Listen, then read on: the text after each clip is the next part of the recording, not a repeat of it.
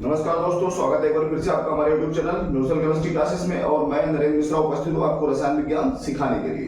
तो प्यारे बच्चों, हमारा जो टॉपिक चल रहा है इस समय वो चल रहा है हेलो एल्केन और हेलो एरीन। इस टॉपिक में हम 4 वीडियो बना करके ग्रुप पर डाल चुके हैं, यूट्यूब वीडियो डाल चुके हैं और उम्मीद कर रहे हैं आप लोगों को वीडियो पसंद आ रहे होंगे। डियर स्टूडेंट्स, अगर आपने भी नए हैं और आपने नया चैनल हमारा ज्वाइन किया है तो आपसे रिक्वेस्ट है कि प्लीज हमारे पीछे के सारे वीडियोस देखिए ताकि आपको रसायन विज्ञान आसानी से समझ में आए। हमने ऐसे इस तरीके से वीडियो डाले हैं, इस तरीके से पढ़ाया है कि जो बच्चे नए हैं अगर वो स्टार्टिंग से सारे वीडियोस देख लेंगे और कॉपी पेन ले करके आप उसमें से इंपॉर्टेंट पॉइंट नोट करते हुए चलेंगे तो डेफिनेटली 100% आपको एक एक टॉपिक क्लियर होता जाएगा और आपको समझ में आता जाएगा। तो डियर स्टूडेंट्स, हम चाहेंगे आप लोग हमारे सारे वीडियो देखिए, वॉच करिए और प्लीज अपने साथियों को शेयर करिए, चैनल को लाइक करिए, सब्सक्राइब करिए और कमेंट करके हमको बताइए। ये मेरा आपसे निवेदन है।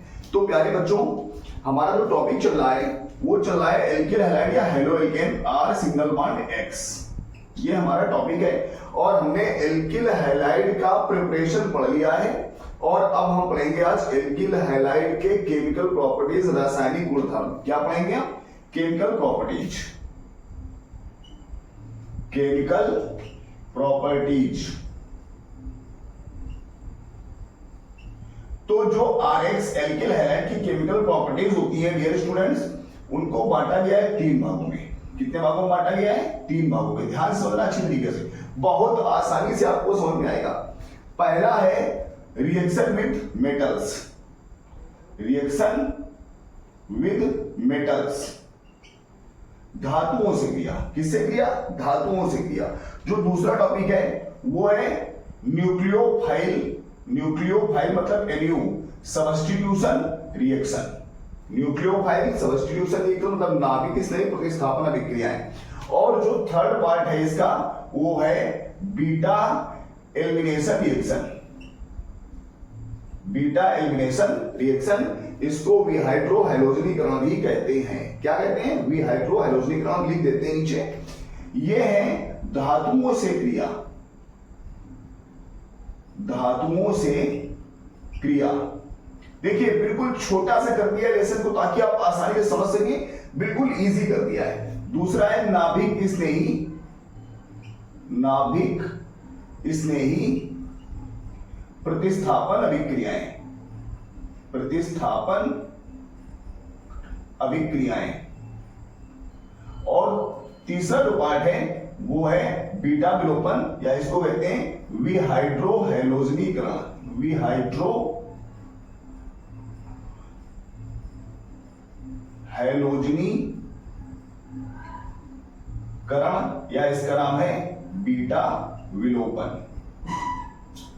तो डियर स्टूडेंट्स, जरा ढंग से समझना, क्योंकि जितने भी एल्किल हैलाइड होते हैं वो 3 प्रकार की रिएक्शन देते हैं। पहली देते हैं धातुओं से क्रिया, रिएक्शन विद मेटल्स। दूसरा होता है न्यूक्लियोफाइल सब्स्टिट्यूशन रिएक्शन या नाभिक स्नेही प्रतिस्थापन अभिक्रिया। और तीसरा होता है बीटा एलिमिनेशन रिएक्शन, विहाइड्रोहैलोजनीकरण या बीटा विलोपन अभिक्रियाएं। 3 प्रकार की रिएक्शन सारे एल्किल हैलाइड देते हैं। तो इन 3 प्रकार की रिएक्शन अगर पढ़ लें तो हमारा एल्किल हैलाइड का टॉपिक पूरा कंप्लीट हो जाएगा। तो देखिए बच्चों, जो धातुओं से क्रिया होती है उसमें इनकी रिएक्शन किससे कराते हैं? सोडियम धातु से।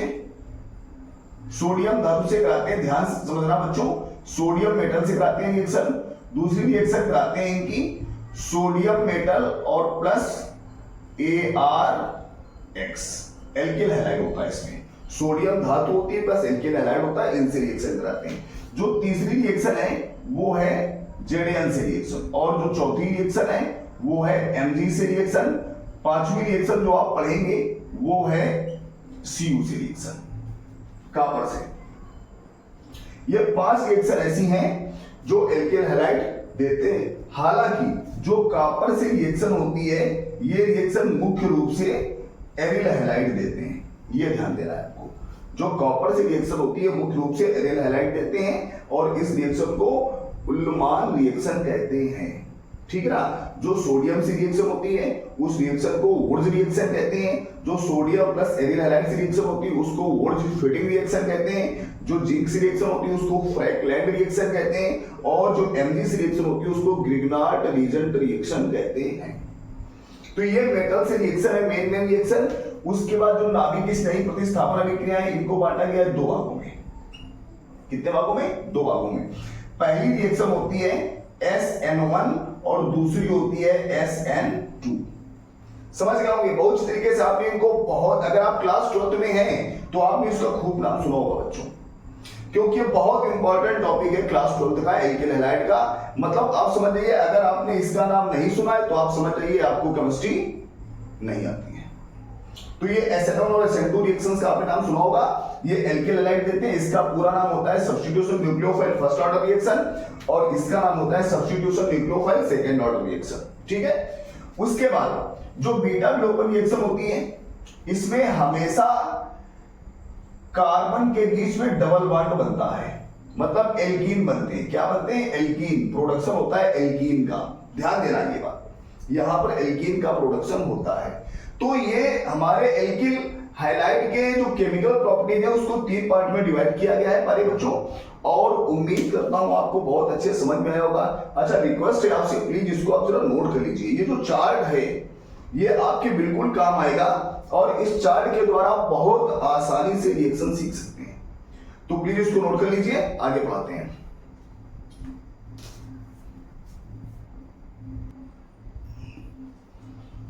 तो प्यारे बच्चों, जैसे कि आपने इसको नोट कर लिया होगा, हम इसको इरेज नहीं करेंगे, इसको ऐसे ही लिखा रहने देंगे और हम इस साइड में रिएक्शंस बनाएंगे।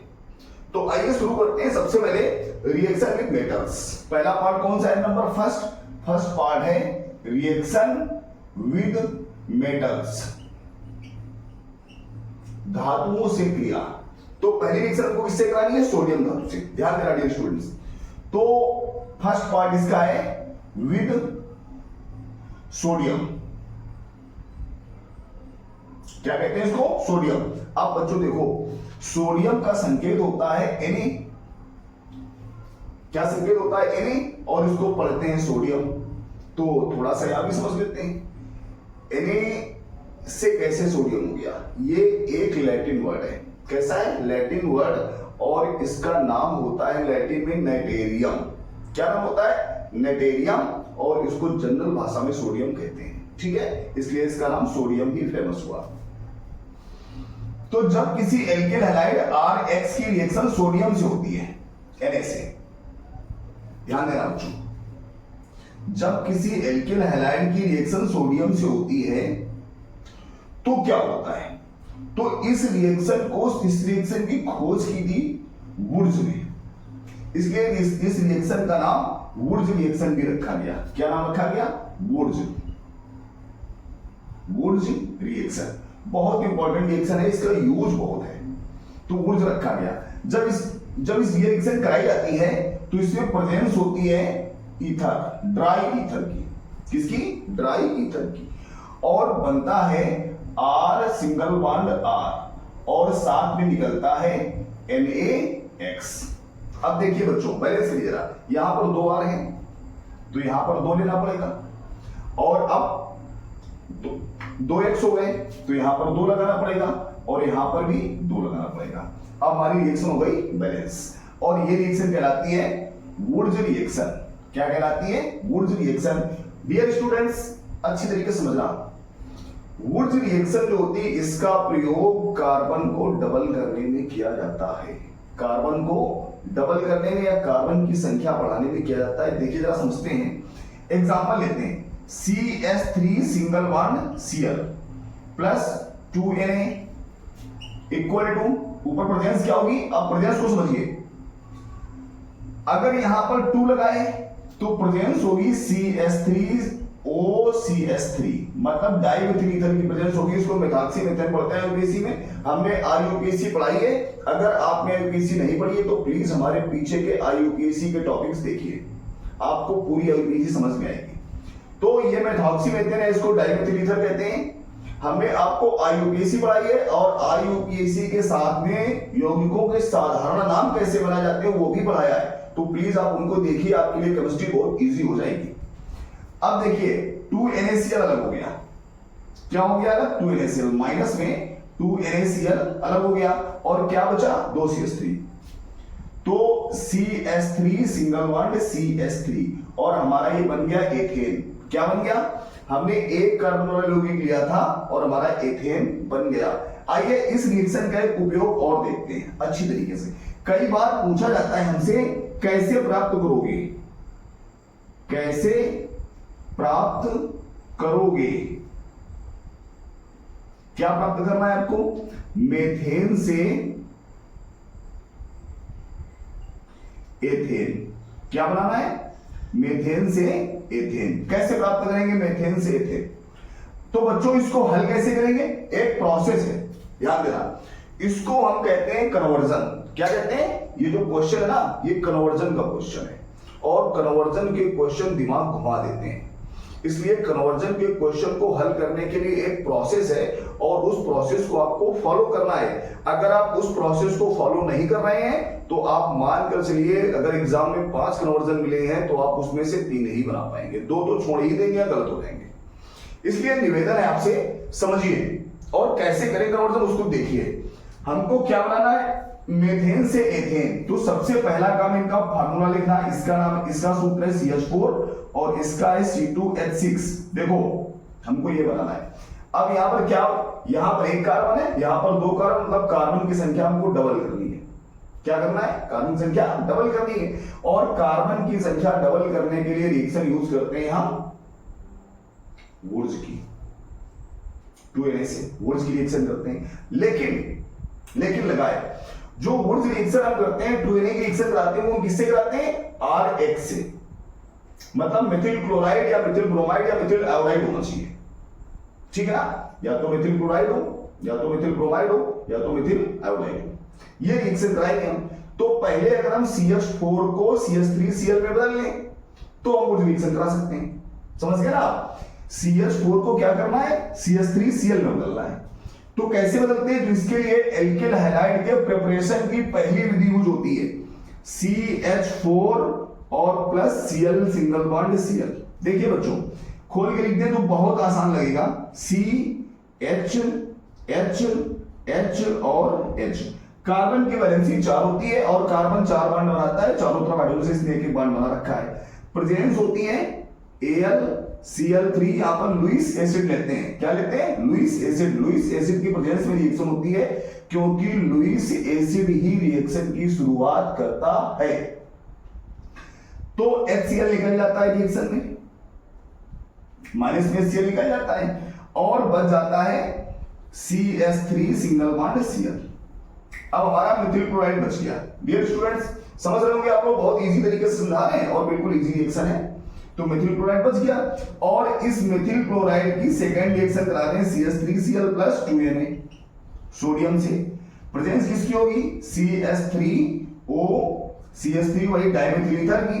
अब देखिए यहां पर 2 लगाइए, 2NaCl निकल गया, माइनस में 2NaCl अलग हो गया और बच गया CH3 सिंगल बॉन्ड CH3, या इसको पढ़ सकते हैं C2H6। देखो बच्चों मेथेन से एथेन कैसे बनी? 2 स्टेप में रिएक्शन बनी और ये दोनों रिएक्शन आप पढ़ चुके हैं। और ये पढ़ने के बाद इसी प्रकार से, ये पढ़ने के बाद इसी प्रकार से आप मेथेन से प्रोपेन, एथेन से ब्यूटेन या कोई भी एल्केन बना सकते हैं। तो उम्मीद करते हैं आपको समझ में आ रहा होगा। प्लीज इसको नोट कर लीजिए, उसके बाद हम इरेज करेंगे।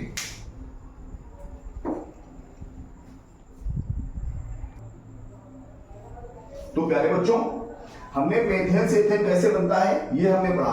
अब हम इसी का एक दूसरा एग्जांपल लेते हैं, वो भी आप समझिए कैसे प्राप्त करेंगे एथेन से प्रोपेन। ये समझिए, ये भी बहुत इंपॉर्टेंट क्वेश्चन है और अक्सर कर पेपर में आता है। तो एथेन से प्रोपेन कैसे प्राप्त करें? देखिए आप सीख लीजिए, पेपर में कोई भी है क्या फर्क पड़ता है? अगर हमको रिएक्शन बनाना आता है तो पेपर में कोई भी रिएक्शन है, क्या फर्क पड़ता है इस बात से? एथेन का सूत्र C2H6 और प्रोपेन का सूत्र C3H8। ये हमको बनाना है बच्चों। अब फिर से वही कहानी है, यहां 2 कार्बन, यहां 3 कार्बन, कार्बन बढ़ाना है।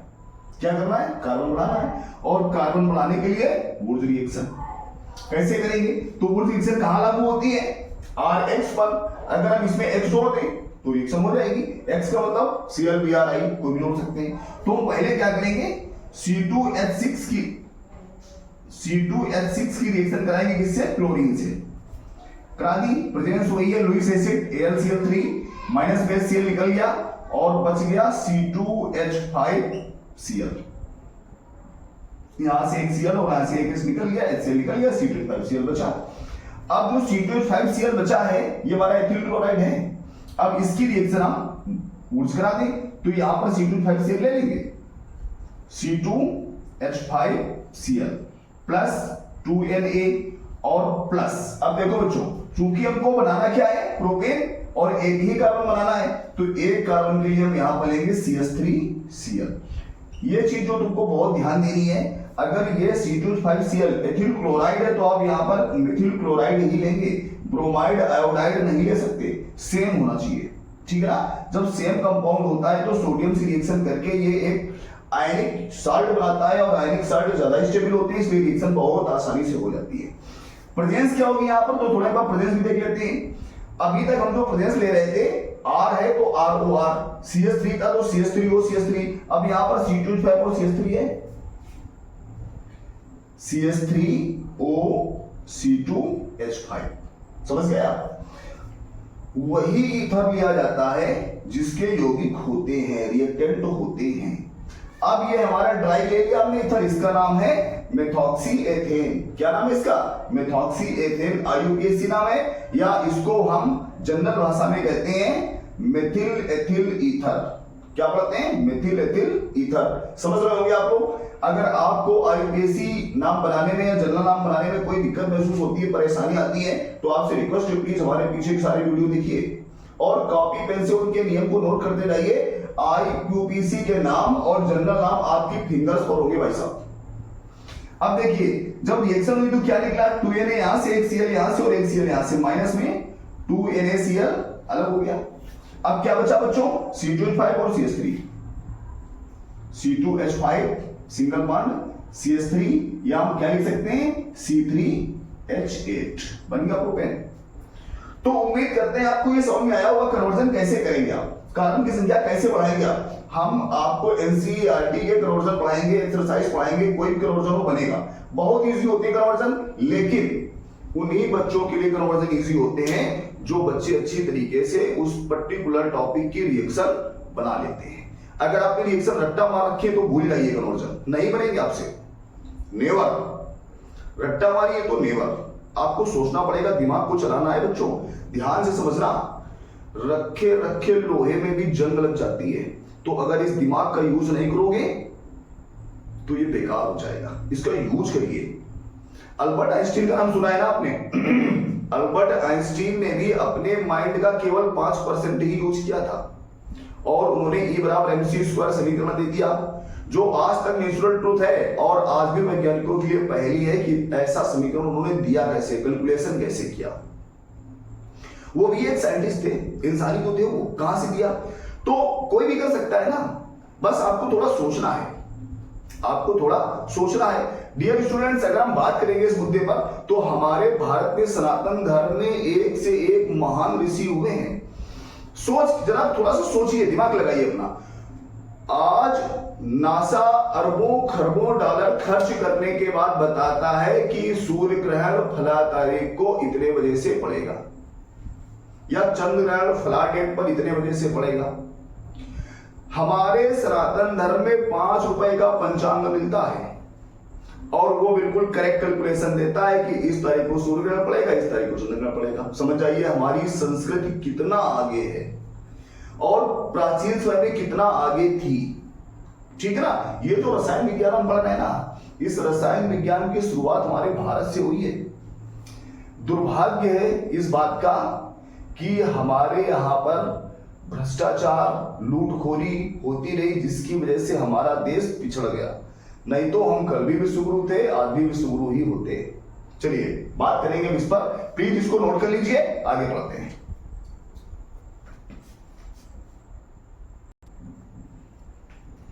तो प्यारे बच्चों, हमने वुड्स रिएक्शन को पढ़ा है और हमने वुड्स रिएक्शन को इरेज नहीं किया है, हमने उसकी मदर रिएक्शन को लिखा रहने दिया है ताकि हम इसके आगे की रिएक्शन पढ़े और उससे कंपेयर करें तो ज्यादा समझ में आता है। कंपेयर कर कर पढ़ने से बहुत ज्यादा समझ में आता है, क्योंकि जो उनमें एक में कोई पॉइंट दिया गया, दूसरे में कोई पॉइंट दिया गया, तो उन पॉइंट से कुछ डिफरेंट मिल जाता है, क्या डिफरेंस क्या है दोनों में, और डिफरेंस अगर हमको मालूम हो जाए तो हम बहुत आसानी से समझ सकते हैं।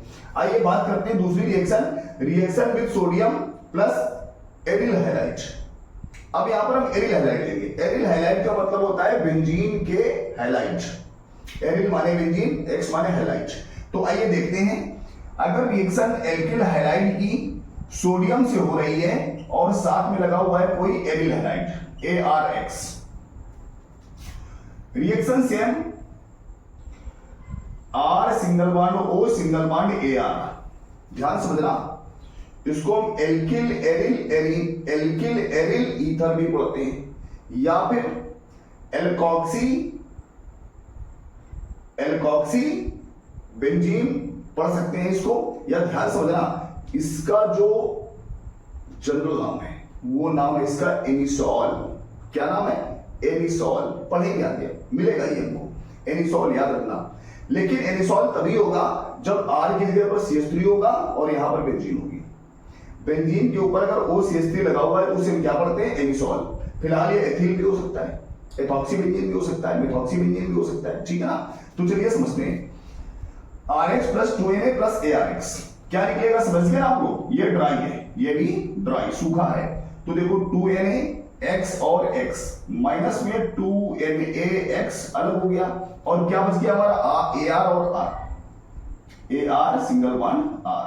ये हमारा एल्किल एरीन है, एल्किल एरीन। अब ये मदर रिएक्शन है। फिर से बच्चों, अगर हम इसका एग्जांपल देखें तो बहुत चीज समझ में आएगा।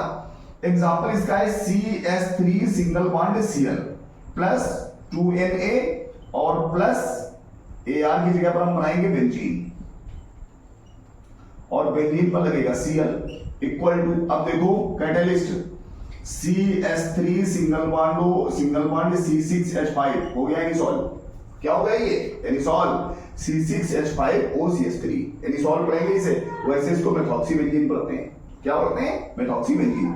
अब बच्चों क्या निकला जरा समझिए, इतना पता हो गया 2NaCl पता हो गया, माइनस में 2NaCl अलग हो गया, और क्या बचा? बेंजीन और CH3। ये बेंजीन और बेंजीन के ऊपर CH3। तो प्यारे बच्चों, इसे मेथिल बेंजीन पढ़ेंगे, या फिर याद रखना इसका दूसरा नाम है टॉलुइन। बहुत इंपॉर्टेंट नाम है और ये सूत्र भी बहुत इंपॉर्टेंट है डियर स्टूडेंट्स, बिल्कुल याद रखना। ये तुम्हारे कोर्स में है और ये बहुत काम प्रयोगिक है टॉलुइन, क्योंकि इसकी बहुत सी रिएक्शन आपको मिलेंगी आगे पढ़ने के लिए, ठीक है। ये वही टॉलुइन है जिसका नाइट्रीकरण करा देने पर ट्राई नाइट्रोटॉलुइन TNT बनता है। TNT विस्फोटक होता है, वही TNT जिसका प्रयोग आतंकवादी करते हैं, जिसका प्रयोग पहाड़ों की चट्टानों को तोड़ने में किया जाता है, ये वही। तो प्यारे बच्चों, उम्मीद करते हैं आपको बहुत आसानी से समझ में आ रही होगी रसायन विज्ञान जो पढ़ा रहे हैं, और आपसे निवेदन है कि प्लीज ध्यान से पढ़ते रहिए। अगर आपको समझ में आ रहा है तो प्लीज कमेंट करके बताइए, और निवेदन है ध्यान देना बच्चों। रसायन विज्ञान में रिएक्शन के टॉपिक में जो सबसे टफ होता है पोर्शन, वो होता है कन्वर्जन का, सबसे टफ पोर्शन। अक्सर कर बच्चे कन्वर्जन नहीं कर पाते हैं, कन्वर्जन थोड़े से टफ आते हैं, और IIT JEE या नीट के लेवल पर थोड़े ज्यादा टफ आते हैं। तो उस लेवल पर आप अगर कन्वर्जन सीख रहे हैं तो ध्यान देना, आपको एक एक रिएक्शन पर ध्यान देना है। हमने फिलहाल आपको मदर रिएक्शन पढ़ाई है। क्या पढ़ाई है? Mother reaction. वुड्स रिएक्शन की है मदर रिएक्शन पढ़ाई है, वुड्स फीडिंग रिएक्शन की भी है मदर रिएक्शन पढ़ाई, और हमने एक एक या दो दो एग्जांपल दिए, ठीक है। अब हम चाहेंगे, देखो हमने वुड्स फीडिंग रिएक्शन के भी दो एग्जांपल दिए, एक हमने मेथिल क्लोराइड का दिया है और दूसरा हमने एथिल ब्रोमाइड का दिया है, ठीक है ना। तो बच्चों दोनों एग्जांपल बिल्कुल सेम है, दोनों वुड्स फीडिंग के लिए एग्जांपल है। ऊपर वाले में मेथिल क्लोराइड में टॉलुइन बनती है, और एथिल ब्रोमाइड, जो एथिल ब्रोमाइड से क्रिया करते हैं उसमें एथिल बेंजीन बनती है। तो हम चाहेंगे कि आप इसको बिल्कुल अच्छी तरीके से समझें और इनकी आगे भी रिएक्शन बनाएं, ठीक है ना। अब उसके बाद डियर स्टूडेंट्स, जब हम पढ़ेंगे, आगे ध्यान देना, इस लेसन के टॉपिक जो है इंपॉर्टेंट वाले, वुड्स रिएक्शन है, वुड्स फिनिंग रिएक्शन है, या जिंक से रिएक्शन है, मैग्नीशियम से रिएक्शन है, या कॉपर से रिएक्शन है, या SN1 है, या SN2 है, इनकी हम आवश्यकता पड़ेगी तो अलग से वीडियो डालेंगे। हालांकि हम एक बार याद दिलाना चाहेंगे, SN1 रिएक्शन और SN2 रिएक्शन का वीडियो हम डाल चुके हैं, फिर भी हम एल्केन हैलाइड में उसका वीडियो डालेंगे पढ़ाते समय। तो निवेदन आपसे, प्लीज हमारे चैनल से जुड़े रहिए और हमारे चैनल को सब्सक्राइब करिए, लाइक करिए और शेयर करिए। धन्यवाद।